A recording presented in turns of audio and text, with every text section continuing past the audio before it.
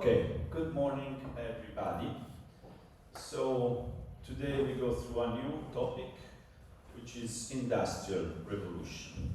So you remember we entered the third part of the course, history of political thoughts, which is mature modernity, let's say, which is, we started by studying enlightenment, okay? We started by studying enlightenment. Enlightenment is the moment, is an intellectual movement who also brought about new ideas, but also new historical events. Historical events, major historical events, are the French Revolution and are the American Revolution, which are the moments, fuck off, it's Poland.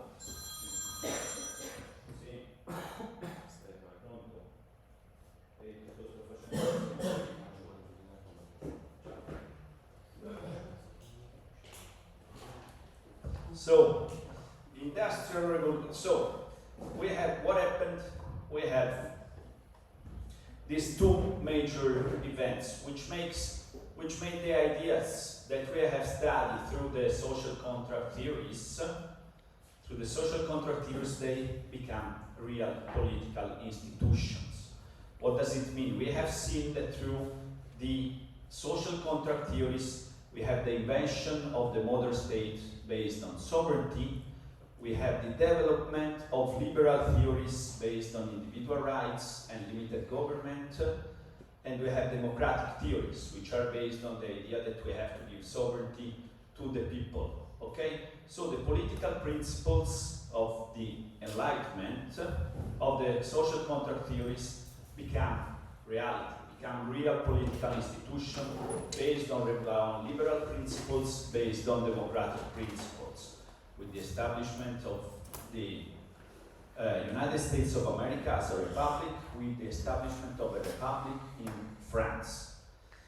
But also we remember that Enlightenment is also based on reason, a science, is an intellectual movement based on the idea that we have to understand reality through reason, and reason means through the scientific method, empirical method. So right now we know that when you develop science, you also develop technology. That the application of science is also technology. So through Enlightenment, through the scientific revolution that comes before Enlightenment and through Enlightenment, also foster another kind of revolution. It's not a political revolution, but is a technological and social revolution, which we call the Industrial Revolution. The Industrial Revolution completely transformed the world. And we have lived in industrial societies for more than 200 years. So, Enlightenment, the new ideas coming up in Western modernity, value science. Science as its application with technology. And technology, new technologies, produced what is called the Industrial Revolution. What is the Industrial Revolution? So, let's say that we have seen that the bourgeoisie in the Middle Ages and then in modernity started to commerce, to have trades, to do banking, and also to do new forms of production through manufacturing. So it started to develop a model which we call capitalism. Capitalism means it's a model that develops production, that transforms natural things in commodity and exchange it through money. So, what was the point at that moment in history? In history, they started to do production through manufacturing. They started to build factories in which you gather workers to produce goods, to produce commodities, and to exchange commodities. We will see the theory that Marx will make on this form of production. But what was the problem at that point? The problem is that how do you produce these commodities? These commodities you produce with the force, physical force of humans, who has to, push the things, move things, and so on, and to produce energy for production. and animals. You use cows, you use horses to produce physical goods, to use the energy. The Industrial Revolution was the moment in which we invented new energies to perform production. New energies. In particular, they use science and then they develop these new technologies which are based on steam machine, means automatic energy. Automatic energy through steam machine. This means that where before you had some tasks to be performed by humans, by animals, to use their own energy, with the Industrial Revolution we use new technology, new energy, the steam machine and then the coil and so on to produce things. This make a huge change, because before the number of commodities, the number of goods that you could produce was limited by the limited physical force of human beings and of animals. With the Industrial Revolution you apply machines to the production, machines fueled by coal, by steam energy and so on. This made a great changement and developed a system that we still nowadays know as capitalism. So, the Industrial Revolution fostered the growth and the full development of what we call capitalism. So, let's see what were the main changes of the Industrial Revolution. So, yeah, still this computer was made in the Industrial Revolution apparently. It's so slow. So we are at the end of the 18th century and beginning of the 19th century, 1700, 1800. In Europe, especially in the United Kingdom. England was the most advanced country and rich country at the moment. So the Industrial Revolution was born in England, especially in Manchester, where they really started to use this new energy to make the new forms of production. So before, the goods, the commodity were made by hand. But then we developed this machine to produce in factory, huge amounts of commodities to be produced in factories through machines. So we call this period a revolution because it completely destroyed the old way of doing things, of producing things, the old economic system which was based on agriculture and craftsmanship, and changed it completely, and it's substituted with factories, with manufacturing. So, yeah, let's say this is the Industrial Revolution is what marks the 19th century in Europe. So the main invention was the steam engine. The steam engine means you put steam to foster production. Before production you needed this kind of thing and one person doing this and making this wheel rotate, work. Before was performed by a man, right now we put machine to make these things moving. Also, big revolution in transportation, because we invented the train, which was fueled by coal. So we have a revolution in producing, especially producing these types with textile, producing clothes through, machines fueled by steam energy. And we also have a revolution in transportation. We invented the train. So through this machine, we, developed a way to produce much more goods and commodities that was possible before. So, iron industry, steam engine, the train, transportation, banking and communication were developed a lot. So, as I said, steam engine is the driving invention of the Industrial Revolution. It was, we applied power to this machine.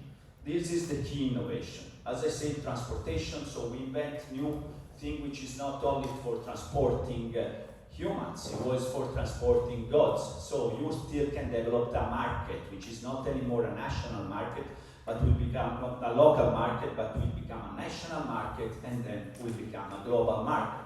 Because you apply steam machines to boats too, so you can cross the seas and so on. Banking was very much developed. Communication. People increasingly needed to communicate efficiently, not through long distances. So they started to develop the idea of the telegraphy system, So big changement. These technological changes in the way we produce made huge changes in the social structures. In the social structure, we passed from an agricultural society, a society based on agriculture, to an industrial society. Means that before, the main wealth of the nation, the main wealth of society was produced by agriculture. This was the core business in society, in European society. Then we shift to a way in which the most valuable source of economic revenues becomes industrial production. This means that you start to have a transformation in how the cities where human beings live are designed. Because they start to build big factories, big manufacturing centers in the cities. So we start to have a society which is mostly organized in agricultural land, agriculture, to an urban society in which you start to see these huge factories. This bring about the birth of a new social class. That is the working class, the proletariat, the class of those people working in factories. So you have massive migrations from the countryside to the cities. We start to become, an urban society. People start huge migration to the cities to go to work in these huge factories. So this is the main changement.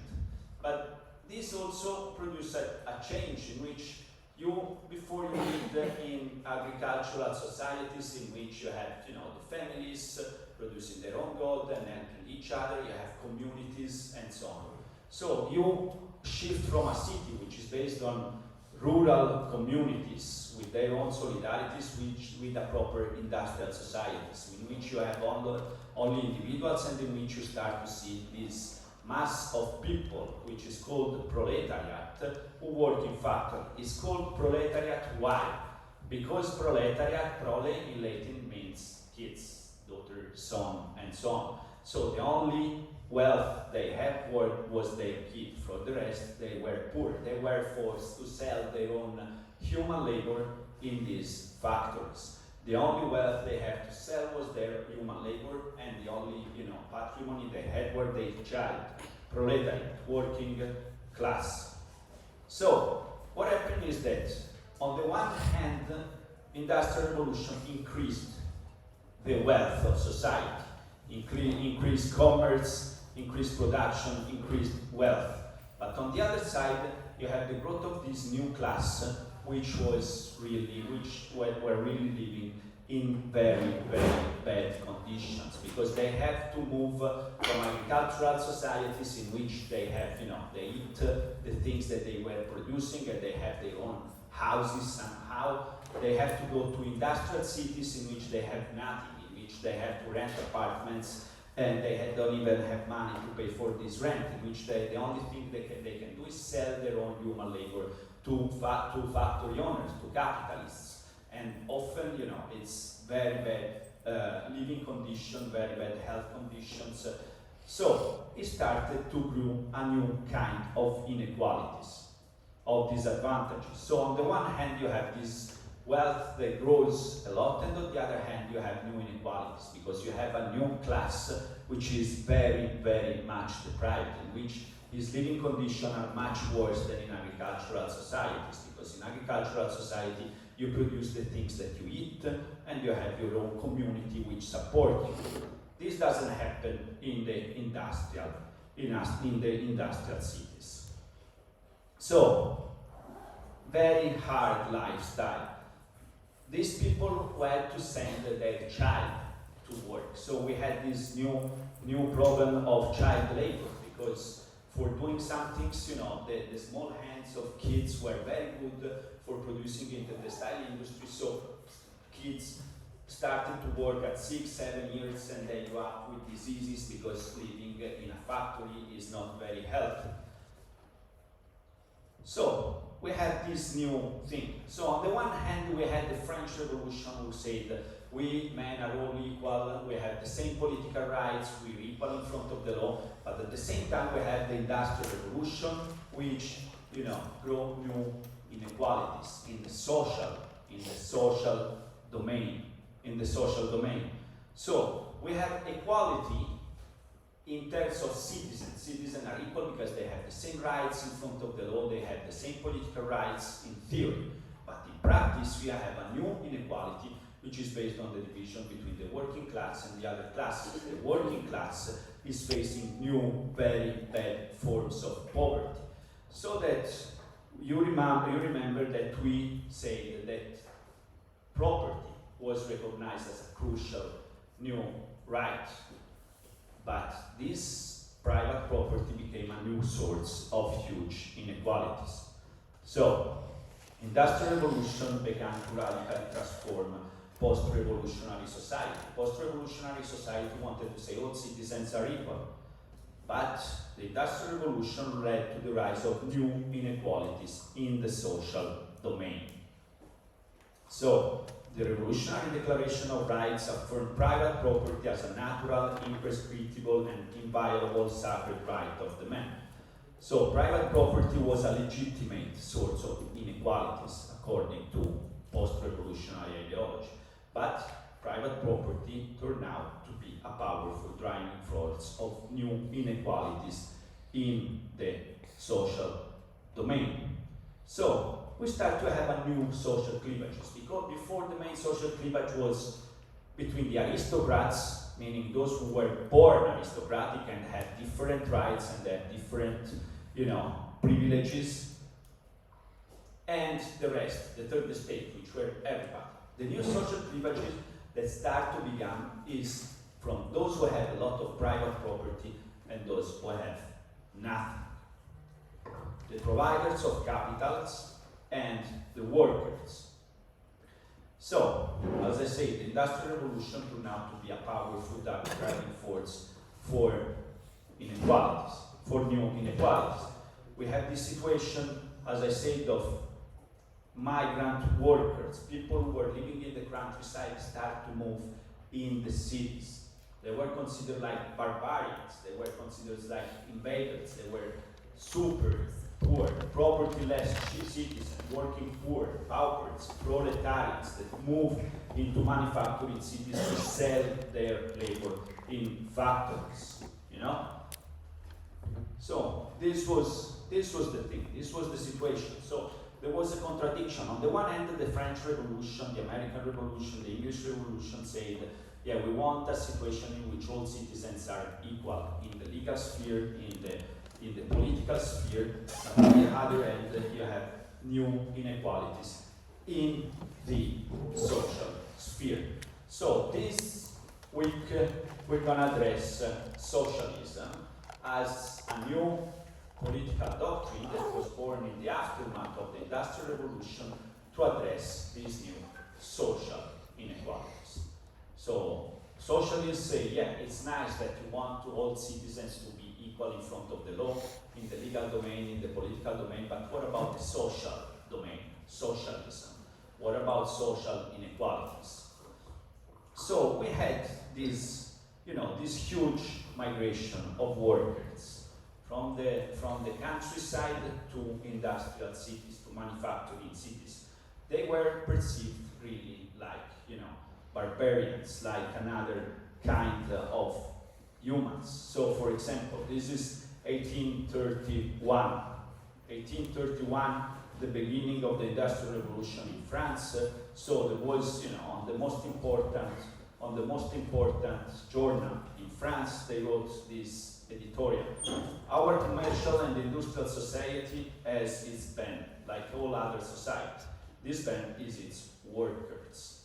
Commercial competitions today has the same effect as folk migration had in the past. Ancient society is dead because people set in motion and crush one another until they gradually fell upon the Roman Empire. Today, the barbarians treating our society are to be found not in the Caucasus, they are the suburbs of our manufacturing city. Is that the threat to modern society lies? It is from there that the barbarians may come who will destroy it. It's not a matter of choosing between republic and monarchy, but is the very health of society. So basically they see this huge movement of poor people moving from the countryside to industrial cities to sell their labor and to survive. And you know, the bourgeoisie, they say this is a new kind of barbaric invasion, as the ancient Roman Empire was destroyed by this massive migration from the Germans, from the barbarians from the Germans, from Northern Europe, and destroyed the Roman Empire. So our liberal bourgeoisie, modern society can be destroyed by this huge movement of people who seek to survive by selling their labor. So, this was the situation. This was the contradiction. As I said, early 19th political century, social theories say industrialization is a contradiction because it produces the simultaneous and antithetical growth of unprecedented prosperity and a new form of poverty. So, this is how, to address this contradiction, this is how socialist ideas came up. Socialist ideas came up. Socialists, as I said before, socialists were those intellectuals, those thinkers, but also those workers who started to say, yeah, you have established civil rights. We are all equal in front of the law. We established political rights. Yeah, we can all vote. But with these rights, you don't address the inequality that is in society. Because, yeah, you can have the right to vote for everybody, but if you have to work 12 hours per day and you don't have education to freely choose who better defend your own interest, this political right to vote is useless. Yeah, you have civil rights to be equal in front of the law, but if you don't have the money to pay the lawyer, this is not a real right. This right doesn't work. So, socialism is the political ideology who promoted social rights. What does it mean, social rights? Social rights are rights that do not belong to the sphere of politics or to the sphere of the law. It's not legal rights. It belongs to the field of society. So, let's make some example of social rights. Who knows what are kind of example of social rights? Medical care. Yeah, very good. Medical care, very important social right. Education. I was going to say this. Education. So, education, healthcare, education. Yeah. Minimum wage, labor rights. Exactly. Very good. So, yeah, healthcare. Healthcare means, you have the right, but if you get sick and you die, you don't have rights anymore. So first, you must be guaranteed that you have the right to live. So when they say, yeah, the right to life is, a civil right to everybody, is a human right, yeah, you have to protect it in society by giving universal, fair access to healthcare to be sure that you don't lose your life, that you don't die if you get sick. Healthcare. Education. Education means to be a citizen who fully enjoys his own political and civil rights. You have to, have basic information about this. So the right to education. So it took 1 century to say, okay, we have to forbid child labor. Child labor should not be allowed, meaning that until 12, 13 years you cannot go work in a factory because it destroys your health, it destroys your brain, and instead we put compulsory education and the right to education for all the citizens, meaning that when you are a kid from 5 to 10 years and even more, maybe until 15 years, you can, but also must, go to school to become a proper citizen, able to exercise his own right to, protect your own interest in court and protecting your own interest when you go voting. Social rights right to education, social right to health care, So, as we said, the United States of America are very much liberal country. They focus on other kind of rights. They really protect civil rights very strongly, but they don't care about social rights. Indeed, they don't have the right to health care for everybody. Obama did something, but it's already been destroyed. Then, as I said, minimum wage and rights in labor, meaning that also labor cannot fuck up your body, your brain. So there is a limitation of hours that you can work. So the workers' movement started by claiming we want minimum hours of working, no more than 10, 12 hours per day, and please not in Sunday. One day per week we don't have to work. So labor rights, the right to education, healthcare rights. These are the three basic social rights promoted by the new ideas of socialism. So these are the social rights, new citizen rights designed to impact the social fabric of the industrial age. They responded to the need to address the new systems of inequality produced by the spread of industrialization, produced by capitalism. So, is we start to build what we call the welfare state. The welfare state is the institution that you use to protect and promote and develop social rights. So, labor is crucial. You have to give labor rights to promote social rights. So, in English, 1833, and in French, 1841, the first laws on labor, which say childhood has to be protected. So they started by granting right to kids and say kids can work more than X hours, kids have the right to weekly rest, kids have this rights. And then they expanded all these rights to all the workers. They introduced compulsory education up to 12, 13 years. So we have to understand that, Industrial Revolution transformed society and brought about the establishment, the idea of these new rights and a new political doctrine, which is socialism, which promotes this idea of social rights. So, this we said, and so we have socialism. Socialism we have to understand as a consequence of the contradiction that the Industrial Revolution and the capitalism, let's say the rise of capitalism, challenged liberal theories and democratic theories and social contract theories, because these theories said all men are born equal. But with capitalism, you see that in society they're not equal at all, and if you leave capitalism work as it works, which is based on profit, maximization of profit, having more money and so on, what you see is exploitation of workers and a lot of poverty. Capitalism is designed to not be very much concerned with people living in poverty. Capitalism is we compete, the best one win and the worst one die. It's, this is a little bit the principle of capitalism. So, socialism, as we said, is this political doctrine that focuses on society. Socialism means we have to focus on society. Society is even more important than legal system, citizenship, constitution, written laws, and so on. But we have to focus on society and societal issue to fix the problem of inequalities. So we started to have the development of socialism, this new political doctrine.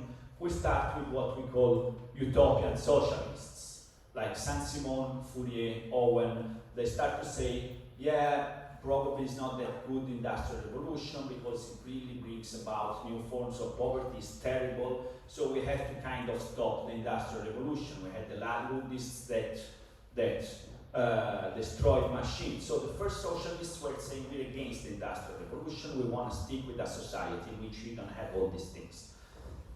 The most important political theorist of socialism is Karl Marx. Why? Because Karl Marx for first said, no, industrial revolution, yeah, it had bad consequences right now, but will bring about a new society based on equality, right? So, he says we still have a lot of things to do, we still have to walk a lot in the direction of socialism. So let's see Karl Marx. Paid to work. Wir are paid to work, not slave. Den Mund halten, mich zensieren lassen, mich mit Anspielungen begnügen, so wie ihr das macht, ja, sehr fach. Incroyable que vous mettez ma valeur en tout cas ici. Dites la contradiction. Karl Marx.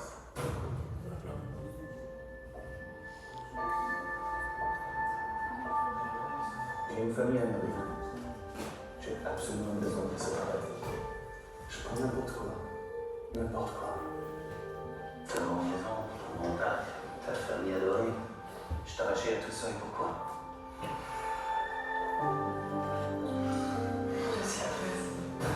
The bourgeoisie shows you no gentleness. Wir are paid to work, not slave. Den Mund halten, mich zensieren lassen, mich mit Anspielungen begnügen, so wie ihr das macht, ja, sehr fach. Incroyable que vous mettez ma valeur en tout cas ici. Dites la contradiction. Karl Marx.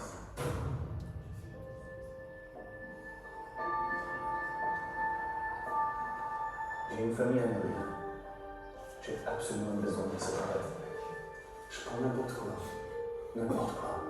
Ta maison, ton montagne, ta famille adorée. Je t'arrachais à tout ça et pourquoi?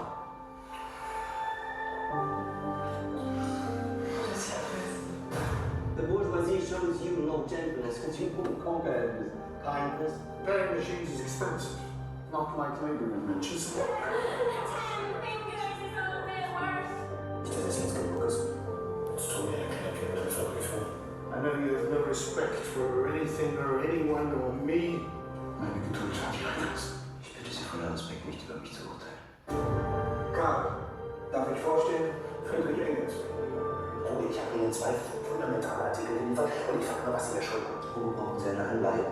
Auf keinen Fall nehme ich auch mal eins zu von einem. Ja, von einem Amateur. Haben Sie meine Texte gelesen? Ich habe Ihre gelesen. Sie sind der größte materialistische Denker unserer Zeit. Prost. Sie haben ein Bekenntnis der Arbeiterwelt, wie es noch anderes gesagt hat.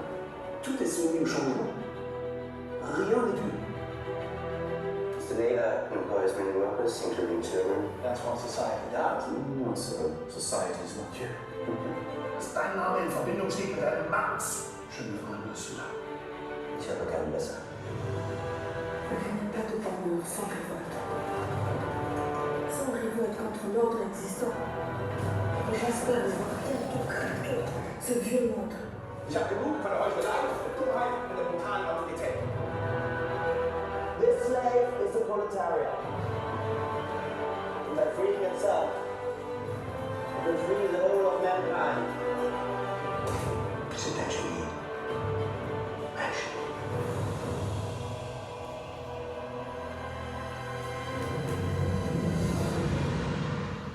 Okay, so Lynn, here's everything is packed up and then Non importa. how can it disappeared? Okay, help me. While Lynn is helping me, please thank you so much, Lynn, very kind of you.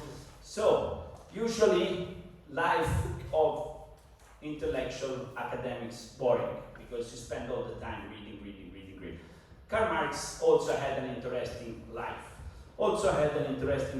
Because he had an idea. He had the idea of making a revolution, communist revolution.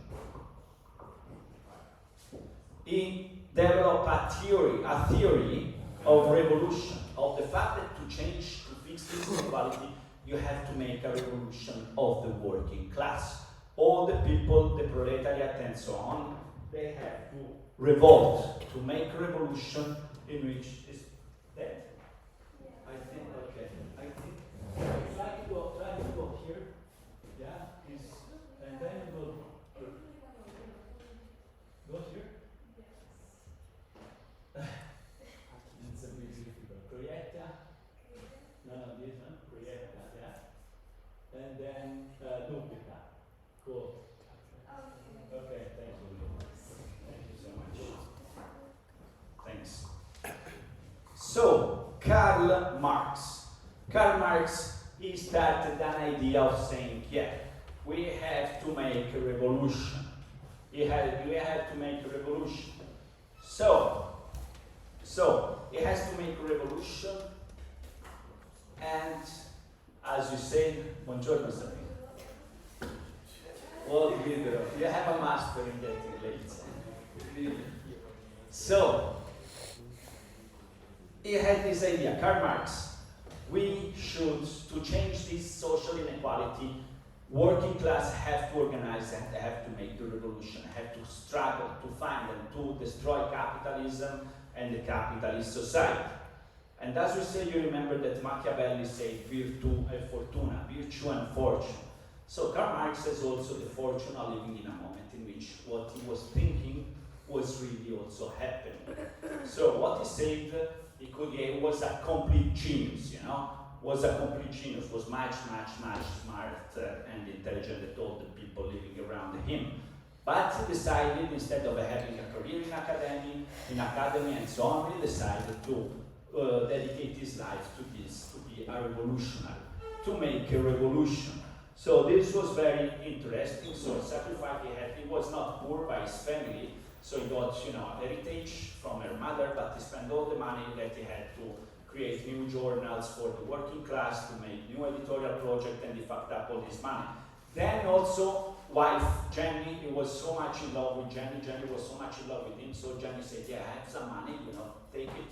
Also, all the money from Jenny for the revolution. So he got completely poor, But this story is also the story of a friendship, because at a certain moment he was trying to understand how to transform society, what was the problem, and blah, blah, blah. And he met the guy that you saw there. He went to Paris and he met this guy, which was to become his best friend forever, which is Friedrich Engels. Friedrich Engels, they really got best friends for the entire life, and they wrote one of the most important books ever written in history, which is the Manifesto of the Communist Party. They wrote it together. He went to Paris. So before he was staying in Germany, but in Germany he was not allowed to write whatever he wanted, because Germany was much backward compared to France. So he moved to Paris to be able to write, and in Paris new things were happening, new ideas, After the French Revolution there was a lot of intellectual movement, so he went there and started to live there, and to write, to act as a journalist there, and to meet the French socialists and so on. And he was thinking. He said, yeah, we have to put the society at the center, we have to transform society instead of transform politics and so on. But he was still confused. So he went to Paris and he met this Friedrich Engels. Friedrich Engels had, a different viewpoint, because he was the son of a very rich manufacturer who started a factory in Manchester. So Friedrich Engels' father had this huge factory in Manchester that you saw at the beginning of this movie trailer. So the point is that Engels was seeing the Industrial Revolution more closely, because he was in Manchester, he was in the cradle of the Industrial Revolution. So he started writing articles on the condition of the working class. So when Marx met him, he said, you're the best, you've got the fucking point that we have to focus on factories. We have to transform society by starting from industrial labor. And you, Friedrich, have seen this industrial labor better than me, and so, yeah, we have to go in this direction. So they started to collaborate very closely, and when Marx will die when Marx got completely poor because he ruined all the money to do journals and revolutionary things for the rest of his life. Engels was giving money to him because Engels was the son of a very rich manufacturer. Then okay, we will go. They even had a strange story that we will say later, but you can look at this movie, which is very, very, very nice movie, the young Karl Marx, which tells the story of Marx till he was like in his late 30s when he stayed in Paris. He was in Paris in 1848. In 1848 we had kind of starting revolution all over Europe, so Marx and Engels participated very much in this revolution, and they wrote a book to foster this revolution, to intervene in this revolution. The book was the Manifest of the Communist Party. We're going to talk about it today. So they wrote this book together to say, yeah, the revolutions, the upheavals, the movement of the working class has to go in this and this and this direction. They participated very actively in this revolution. Then, they were defeated, they were persecuted, and Marx had to go to London. So he lived the second half of his life in London, in poverty, alone, but happy because he was very much in love with his wife, Jenny. They also had a daughter, who also is Miss Marx. Is also a very good movie because the daughter was a kind of very, very, very, very, very, very feminist activist. So he tried to incorporate feminism within the ideas of socialists, and also there is Miss Marx is also a very nice movie. At the end, she suicided for a reason that maybe we're gonna discuss. Okay, so Karl Marx. Let's see another trailer of the movie, if we can do it.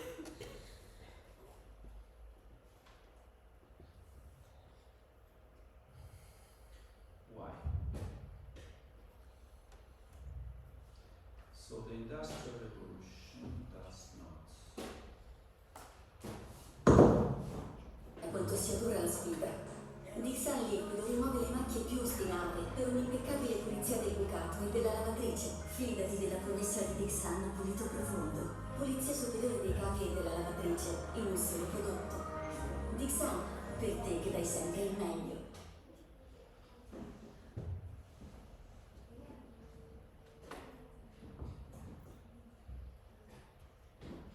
Pensi che per lana sia solo per la lana? No, per lana rinnova pantaloni, felpe. You see, so capitalism is, you wanna see a movie against capitalism on Karl Marx, but they put it commercial to sell your commodities. This is what Marx is.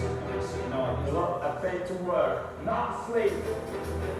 Den Mund halten, mich zensieren lassen, mich mit Anspielungen begnügen, so wie ihr das macht, wir haben sehr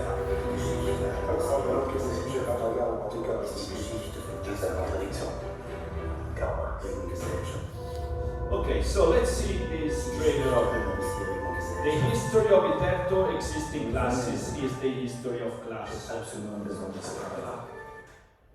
Is the history of class struggle. This is one crucial point. So he went back to analyze previous society, and he started to say, in all societies that already existed, we always had different classes. And the struggle between, the conflict between these classes is what moves history. Ist die Geschichte von Klassenkämpfen. Die Bourgeoisie und das Proletariat.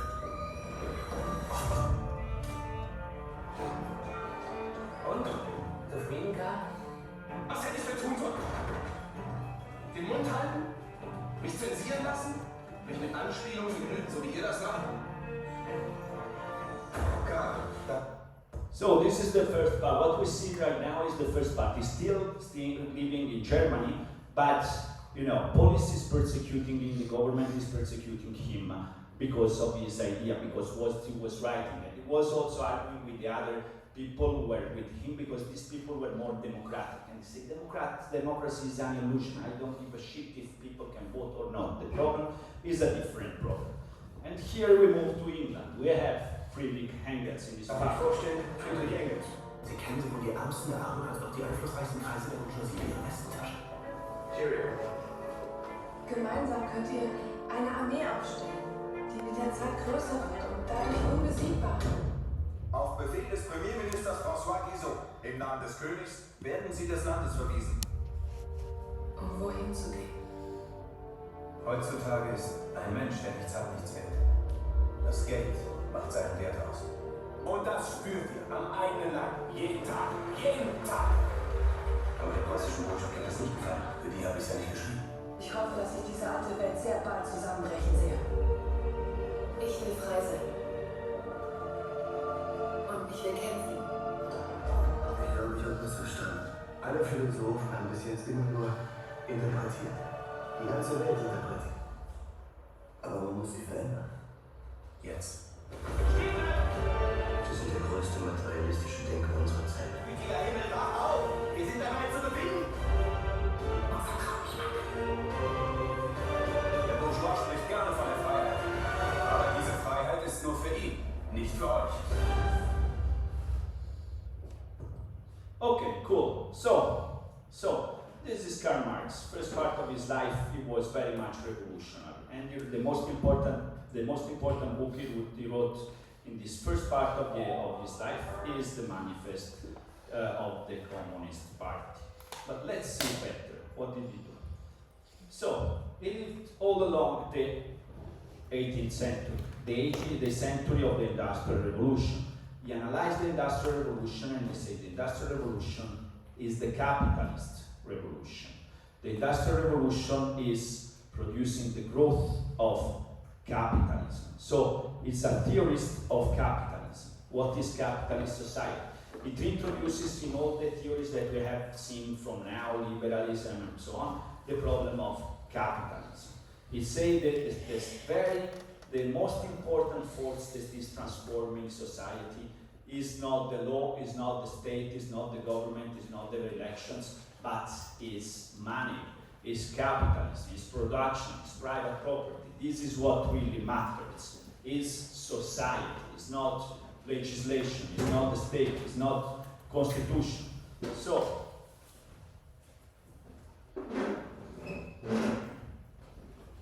So as we saw in 1843, he moved to Paris, and here he met his friend Friedrich Engels. So from 1843, he stays in Paris, but he also had to move to Belgium because he was expelled many times because they considered it as a dangerous person. So let's see what we have to see. Okay, so we have these two parts in the life of Karl Marx. One part is when he was in Germany and France and Belgium. It's the first half of his life. This part culminates with the Communist Manifesto Party. He wrote a lot of things, Communist Manifesto Party, 1848 revolutions. Then he moved to London. From London, he only wanted to study because he was tired and so on. And for 30 years, he spent all his time writing his other most important book, which is The Capital. So today we're gonna have two presentations on this thing, but let's get to the point of the Communist Manifesto. How did you get from Communist Manifesto? So he was studying a lot, social contract theory, Kant, Hegel, all the philosophy previous to him. So the first point he said is all the philosophy so far have been based on designing sovereignty, the state, political rights, civil rights. This is not what really matters. What really matters is society. We have to study society instead of studying legislation, instead of studying the government. So the government, the law, the constitution, the rights are the result of the real life which happens in society. So first thing, he introduces this new centrality of this concept of society. Before him, political theory, political thought was focused on the law, the state, the rights. He said, no, the very center is society. The rest is a consequence of what happened in society. Society is real legislation, government, politics is the superstructure. Is the superstructure. So he start to look in society, he meet Engels, he start to look in society and he start to say, what is more important in society is economy. What really moves society is economy, is economic production, is economic transformation, is capitalism. Capitalism. Capitalism. And capitalism is based on just a position, on two things. The capitalists who are those who have the capital and owns the factories and the means of production, and the working class. Those who sell their labor to produce things. What he says is, what is the value of the commodities? How does it come from the value of this commodity? The value of this commodity comes from the amount of labor you have in it. So labor is the first productive force, but workers are given only a short part of the value they produce. Then there is a surplus part that capitalists take for himself through exploitation of labor. Exploitation of labor is this idea that labor produces a certain amount of value, but this value doesn't go to the workers who produced it, but goes to capitalists. So, this is the thing. So he says, society is the reality, and philosophy, so far I've only had general idea. His philosophy is praxis. Philosophy becomes a praxis. You have to put in practice your own idea in order to change the world. You don't have just to understand the world. You have to transform it. So, is this idea that starts to become his theory. The theory of Karl Marx is based on a concept that we call historical materialism.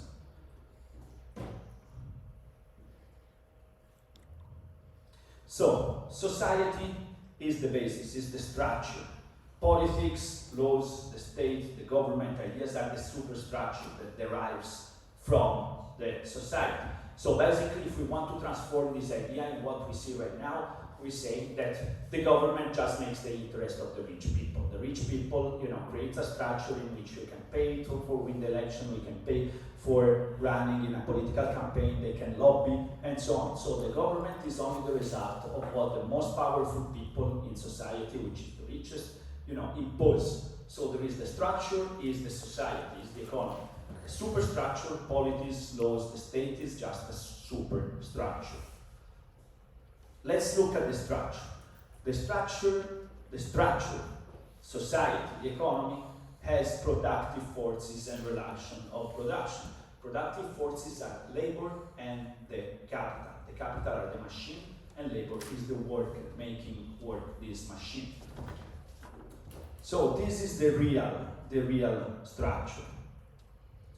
This is his analysis of societies. So he starts to look at society in history. He starts to look at this idea, how were societies in the past? How were designed society in the past?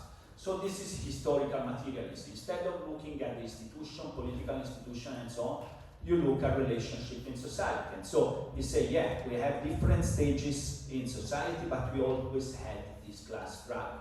In ancient Rome, the class struggle, and in ancient Greece were between the slaves and the not slaves, and the Romans. Then you have in the Middle Ages, you have a class struggle between landlords and peasants. Then you have a class struggle between the aristocrats and the bourgeoisie. And we say in industrial society, the crucial class struggle is between workers and capitalists. This is the materialistic analysis of society. Say, instead of looking at the ideas, we look at the material reality of society, and we see that society has this struggle because those who have and those who do not have. In previous society, there were different class struggle. The class struggle between aristocracy and the bourgeoisie came up with the French Revolution, and now in industrial society we have a class struggle between the proletariat and the capitalists. So this is the thing. We have a structure which is society, which is relation of labor, relationship of production, and then we have all this superstructure. Legislation responding to this. So he said we decided that private property is a crucial, inalienable right. not because he came up from good ideas, but because bourgeoisie had a lot of private property and wanted to make it legal and protect it. They wanted to protect property. So yeah, we have these ideas, these good ideas of enlightenment, but really the real thing of enlightenment is that the bourgeoisie who was growing up wanted new legal structure to protect their property and to grow and to develop capitalist production. So this is the thing. The state is just, the representation of this relationship in society. What you have in the state is just a reflection of how society works. And the most powerful class designed the state in order to control the state. So, as I said, theory, the unity of theory and practice. So he said, I have ideas, but the only way for this idea to become good is to embed them in the working class and to make this idea, a movement of the working class, to make this idea into a labor movement to transform society. So this is how we come to the Communist Manifesto. We have a presentation by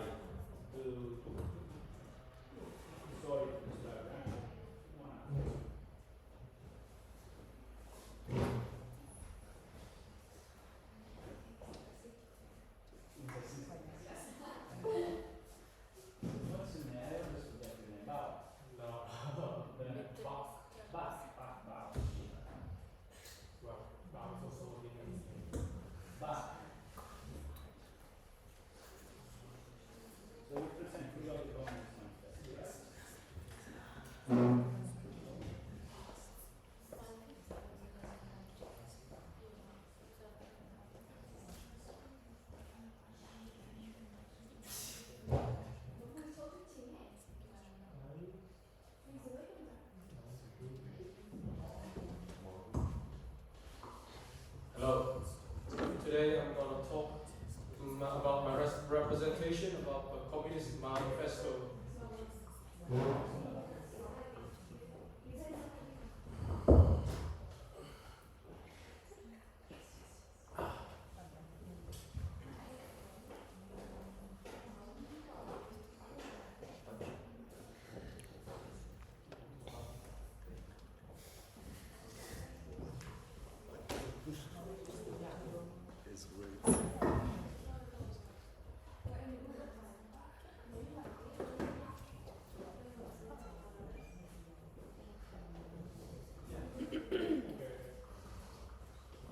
Hello. Today I'm going to represent about the Communist Manifesto, and this is Marx and Engels' picture that is, of course, very close to me, as this picture is everywhere in the Vietnamese school, as our education is heavily based on the ideals of these two dudes. An overview about the manifesto and some of its main points is outwork about the socialist ideology known as Marxism, and calls for a violent worker revolution to overthrow the old world order, which to Karl Marx means the aristocrats and also the bourgeoisie. The war was mainly about the points to denounce the exploitation of the working class by the bourgeoisie and propose a society in which class no longer exists, no private property, and no nations, no things that divide human beings, and everything of production, the means of production is collectively owned. In the beginning of this book, the very famous quotes as a spectre of communism is haunting Europe, which to him is the fact that communism has become a strong force to oppose the authority of the current Europeans, power of that time, and the ideas of communists threaten their rules and their rules and basis of society. In the first part of this book, he talked about the bourgeois and the proletariat and the relationship between the two. First, he explained to, as know to or many of you, that the historical development of society is the history of class struggle, from slave to slave owners, plebeians to the aristocrat in Rome, and the bourgeois themselves with the aristocracy, and the current struggle in Marx's time, which is the struggle between the proletariats and the bourgeoisie. To him, the proletariat is being exploited rigorously to the brutal system set up by the bourgeoisie. He said that the proletarians has been alienating from their work because their work require no skills. The machine does everything, and humans turn into labor, to a commodity, as he or she or even the children can work robotically on the assembly line.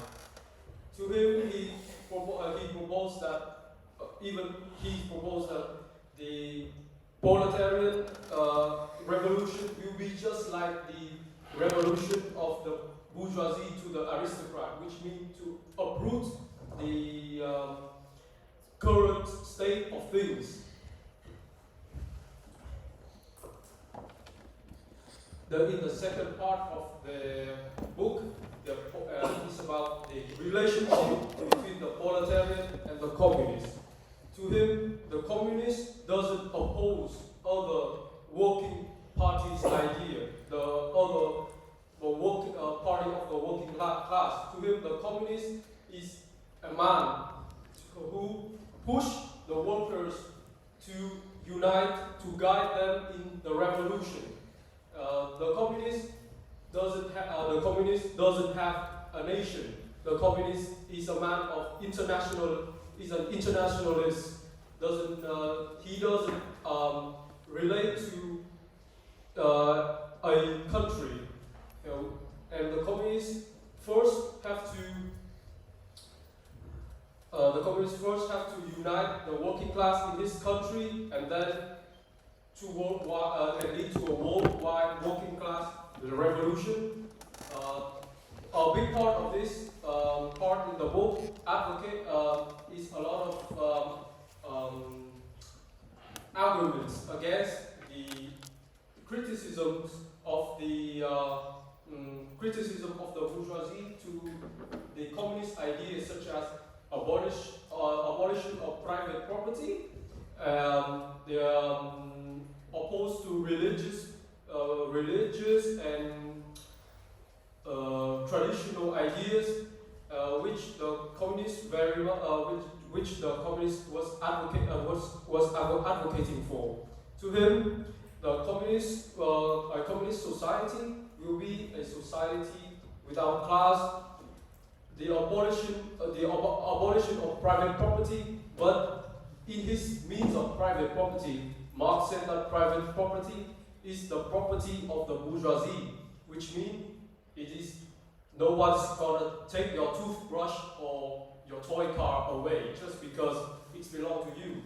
But to him, the abolition of private property is the abolition of the means of production, such as lands, factories, and things that produce commodities and facilitating normal life. In the third part of the book, he talked about the socialist and communist literature. This is a part. It is very, very controversial to this day, even in communist country, because in Marx's time, he criticized a lot of other communist and socialist ideas, such as the idea of the petty bourgeoisie socialism, aristocracy socialism, and even his predecessor, guys like Saint-Simon or Owens, which advocates for a utopian communist ideas. To this day, this part of the book is very, very important. It's actually one of the most important arguments between the communist country and even facilitate a very, very big distrust between two of the largest communist countries in the Cold War, is China and the Soviet Union. In the third, this is the position. The fourth and final part of the book is position of the communists in the relationship to various existing opposition parties. As Karl Marx has stated in the part 2 of his book, communist is a man without nation. He doesn't oppose other party of the working classes. He works for working classes. The communist is a man who bring up the working classes' voice and guide them to the revolutions. And as this poster in North Korea down there said, is a famous quote to the end of the manifesto, which means workers of the world unite.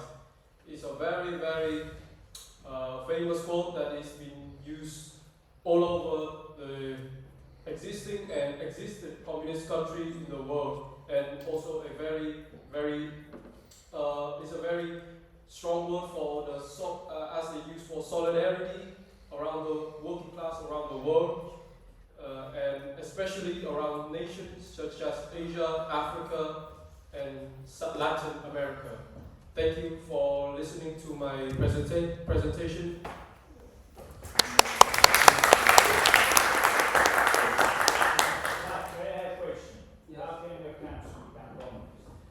My nation became a communist nation because it was a work of a man. He has first had ideas about.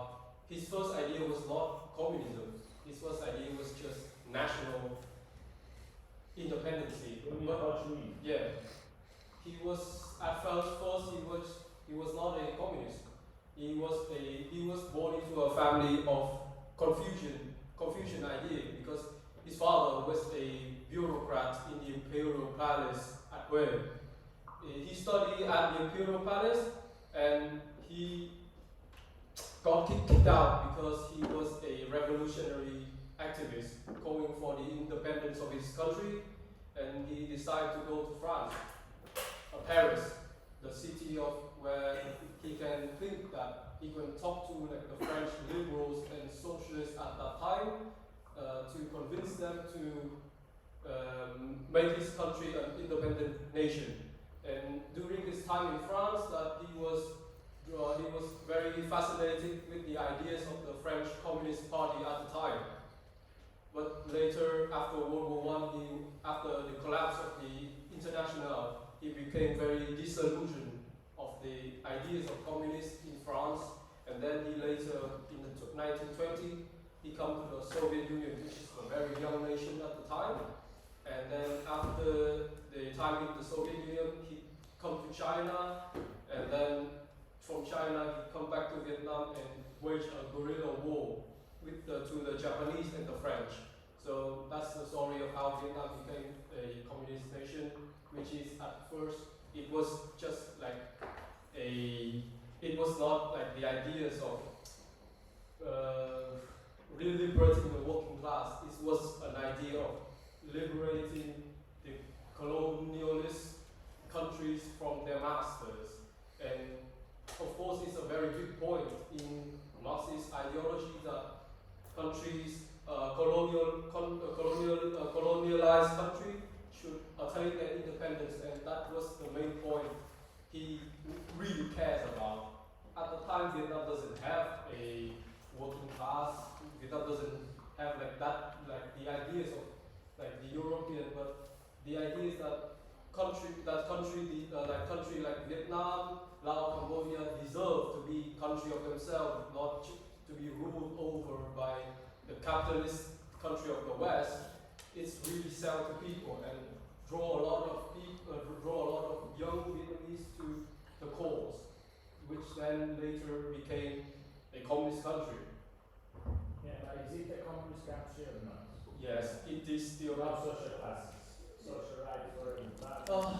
It's a very long point about this because Vietnam have its own, every communist country have their own, like different taste of communism. It's like Vietnam doesn't really like China, doesn't really view the Russian as stupid. So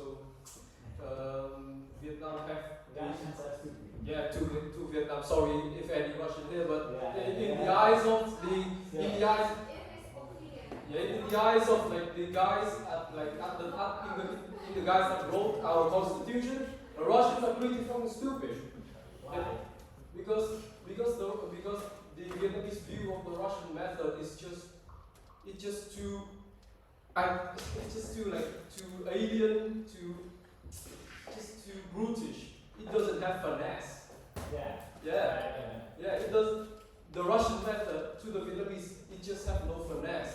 It has no beautiful way of transitioning. It's just brutish, just like the Russian themselves, which is vodka and potato.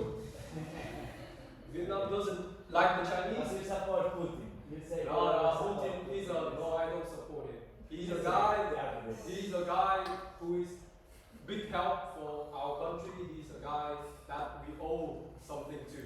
Yeah. Not a big fan of him, or personally on many levels, but just that. And of course, Vietnam doesn't like the Chinese because obviously for historical reasons, and Vietnam and the Vietnamese communist idea is not a classless society. Vietnam communist is about uniting all of the classes under one banner, and Vietnamese and the Vietnamese Communist Party internationalism died a long time ago. They died after the invasion of Cambodia because all of the guys who were leading the country after the invasion of Cambodia was finished, which is in 1989, they think that hey, we helped the Cambodians from a genocide, but we got sanctioned to nearly starvation. We don't get anything back for doing good to the world. So why we keep have to propose these ideas that workers of the world unite and anything like that? We just need to worry about our country first, So then the Vietnamese abandoned the ideas of internationalism and pretty much built socialism in one state. The idea that is very a lot of country now that except for Cuba. In Cuba the internationalism is very stronger. But in Vietnam, China, even North Korea, the idea of internationalism is there. So it's a very long story, and to understand, we will get into the Cold War and the post-modern ideology. So I will not talk about that much here. Thank you for your listening.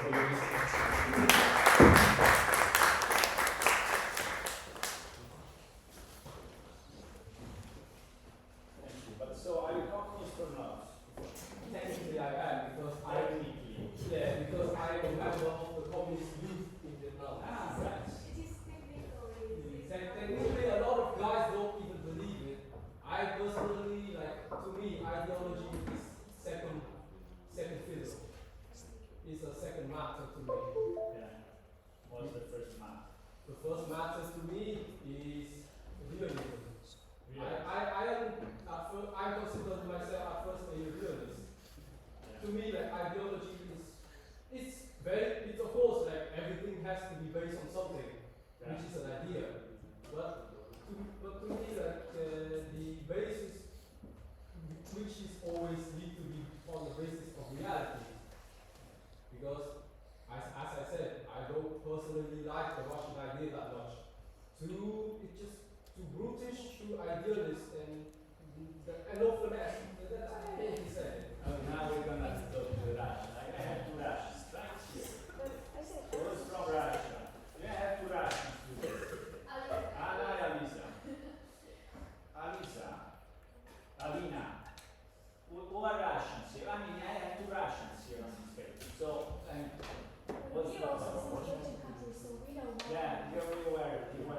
consider Russian for me. But so is Vietnam, do you have inequality? You think Vietnam has less inequality than other countries, like a capitalist country or not? I think so. Yeah. Because in Vietnam, a lot of things that, we don't have to worry about medical care, we don't have to worry about going to school or not. It just like, to Vietnam, those things come to you as naturally. In Vietnam, you don't have to worry about, if you go to public school, you don't have to worry about things like education fees, you go to the hospital, each year you have to buy this medical, the state gives you a medical insurance which just costs about $2. To a Vietnamese guy who have to do this surgery, he doesn't worry about those things. If he comes to a public hospital, he doesn't have to worry. And in general, he doesn't have to worry about medical care, education and things like that, and public transportation. To a Vietnamese person, those things come as naturally. You don't have to worry about those things. The only things that you need to worry about is food on the table and your personal personal things such as entertainment and things like that. So You are communist or not? We are on the way to the communist. yeah, we are all members of the communist union. We have a communist mentioned in our because communist ideas. But you're part of the Communist Party. So do you think life is better in Vietnam, which is a socialist country, or in, let's say, then here you have South Korea? South Korea. South Korea better life or Vietnam? Yeah. I mean, I have all Vietnamese students like Vietnam. They say we live in a nice country. So it's one country where socialism apparently works. So let's see, what about people from former Soviet Union? You had many, like Kyrgyzstan, Kazakhstan, Russia, blah, blah, blah, blah, blah. So, what about, it was better under the Soviet system or it's better now? Better now. So you're not socialist at all. You prefer now. Why?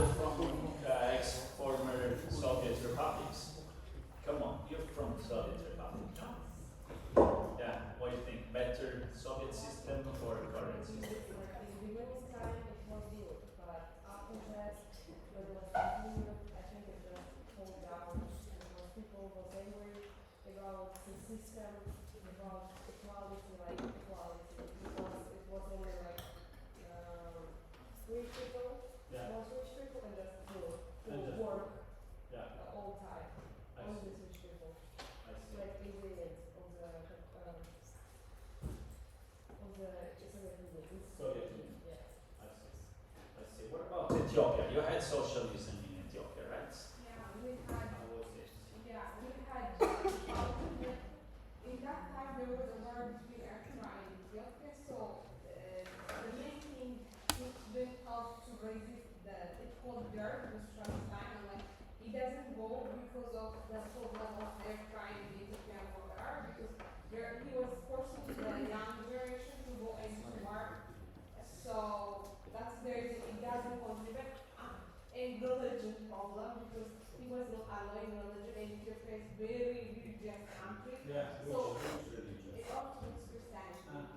So Muslim, the most part of Ethiopia are Christian, and they are also Muslims. So it's religious place, so socialism cannot work. Like you could say Ethiopian people couldn't live without religion, so that's the reason it doesn't work. But democracy also it's not working. I don't know what is going to work, but it's not working. Also the current condition is worse because of the economy is growing. They say the economy is growing, but there are a lot of problems. So Yeah. that's, I see. That's complicated. Yeah. What about Iran? Iran, and so what was the role of the socialists in Iran, recent past? We never had. What? We never had. Wrong. It's not wrong. We had. Yes. We had You some. didn't have socialism, right, but you had socialists. I said. Yeah, we had. Mujahideen del Popolo. Yes. People Mujahideen, right? Yes. So as far as I know, you tell me if it's correct. So you had the Shah, but you also had a strong socialist movement in the country, who in 1979 they did the revolution together with the Ayatollah, and then the Ayatollah made these people, the Mujahideen, escape because they defeated it, right? Yes. Yeah. So kind of the Islamic revolution was kind of started from also the socialists who wanted to have a socialist revolution, right? Well, I think basically the things that Ayatollah promised to people was based on socialist values. Free education, free oil, free no bills, free bills, and this kind of things. I think they promised, but I don't think. But still, you have fair access to welfare and education in Iran, right? I mean, not really that thing, but you have healthcare or not? Good healthcare with education or not in Iran right now? We have some insurance, but they are not so cheap that all the people could have the access to them. And even the education is getting more expensive these days, and it's not the thing that all different classes of people could have the access. Like, it's so, the system nowadays is very, it's a combination of the socialism and capitalism together. Like, socialists wants to, all the people have the access to all the education, healthcare, anything. But the thing is, nowadays it doesn't work like this. And people have to have something to be in society, to work, to take care of themselves. Like that's the. And there are some public schools, obviously free, but if you want your child to get a good education, you cannot send them to public school because public schools are not as good as they should be. So if families can provide, they will send to private schools, private hospitals, because the public ones are not good at all. And everything is so complicated, because we have a lot of thoughts of political sides, and we have communism, we have capitalism, we have socialism, we have everything. But in my opinion, the big majority of Iran and so many of people believe in capitalism because they want to have their own jobs, their own factories and industrial everything about that. But in way of talking about the social or political thoughts, Iran is the most complicated country in the world because of that. everything is not matching. Nothing is so certain in Iran. There is nothing so exact about the government, about the role of government, about the role of organs, angels, everything. There is nothing, people usually don't just understand how the government is working. All these ideas, all these rules and everything, we can't understand it. Officially it's based on Islamic laws and everything. But the thing is, you can't even see the Islamic rules in your life, in the ruling of government. You can't see this thing, and it's a big, there's a hole between the understanding and the ruling of the government. They say something and they do something else against the thing they're saying. And that's why the people can't understand what the government is doing. Like, what's our role? We go and vote for the president, but they cheat. And nobody it's like, cares, and actually. after that, nobody cares about what they're doing. And people are getting more poor these days because the inflation that is just getting accelerated so fast, and it's really powerful for the people. Actually, the government doesn't do anything for the people itself. I see. Very common. That's a common problem in many countries. So, okay, we continue this discussion tomorrow, because tomorrow we're gonna also talk slowly about Vladimir Ilyich Lenin, who was the guy who took the Marxist ideas and made it a state based on in his country, based on the Marxist idea. But what do we have to recall for Marx when we're gonna go to the exam? So, Marx, he said, first, so far political theory, political thought has focused on the state, the rights, the constitution, sovereignty, and so on. We have to revert this and start from society, because the basis is society. All the basis is societies, social issues that are the real issues. Then the state, politics, government, and so on come after. It's a consequence of what happened in society. So, what happened in society is primarily based on economy. This is why tomorrow we're gonna see to a new presentation that Marx developed, a critique of the political economy. We want to criticize society and say society shaped by the Industrial Revolution. The Industrial Revolution is capitalism, so we have to analyze capitalism. So tomorrow we're going to go through this, but the point that you have to remember is, so he started to analyze society. He studies the history of society, and he says, all society in this world, in the world, are divided in social classes. Social classes. Always had social classes. In ancient Greece, in ancient Rome, it was divided between slaves and masters, between patricians and plebeians. In medieval times, you had peasants and landlords.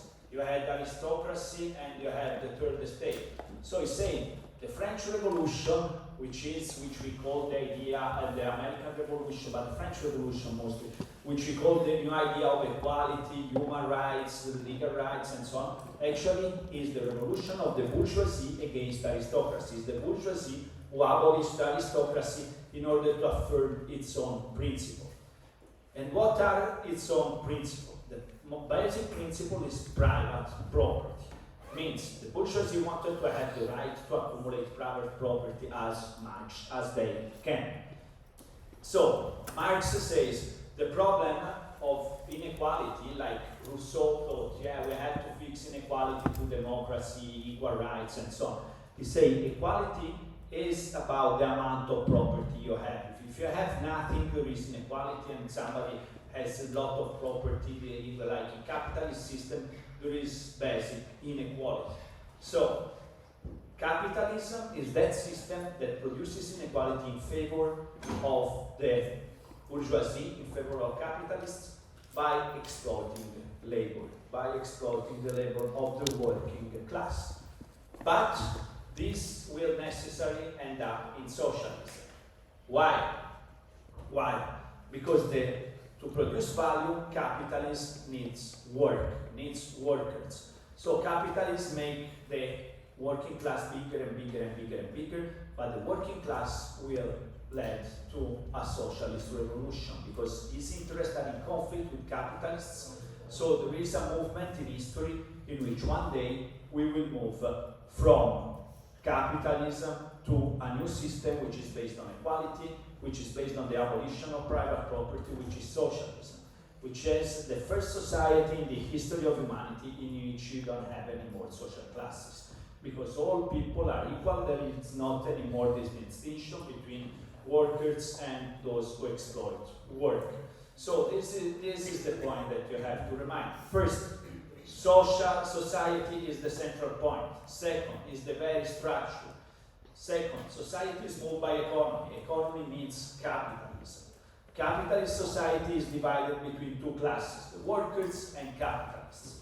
They are in conflict, and this conflict will bring to a new society, which is called the socialist society. How is it gonna happen? Is it gonna happen through a revolution? Because the working class one day will make this revolution that will bring us from capitalism to socialism. What is the difference between capitalism and socialism? Is that in socialism you don't have private property anymore. I mean, as you say, yeah, of course you have your own things, but there is not this huge accumulation of money and of value to capital production, to exploitation of labor. And it's a society in which you don't have anymore the distinction between different social classes. This is Marx's theory.